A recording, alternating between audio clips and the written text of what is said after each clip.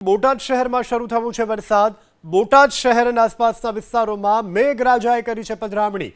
Bhavnagar road, Paliyad road, tower road સહિતના વિસ્તારોમાં વરસાદ। હવેલી ચોક અને આસપાસના વિસ્તારોમાં પણ સમી સાંજે મેઘરાજાએ બોલાવી છે ધડબડાટી। જો કે કાગડોળે રાહ જોવાઈ રહી હતી સમગ્ર પંથકમાં।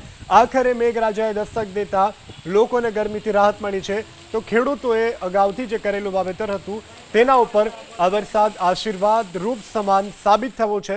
તો વરસાદની મજા માણતા ભૂલકાઓ પણ નજરે પડ્યા છે। હાલ તો બોટાદ શહેર અને આસપાસના ગ્રામ્ય વિસ્તારોમાં વરસાદથી લોકોને ઉકળાટથી રાહત મળી છે।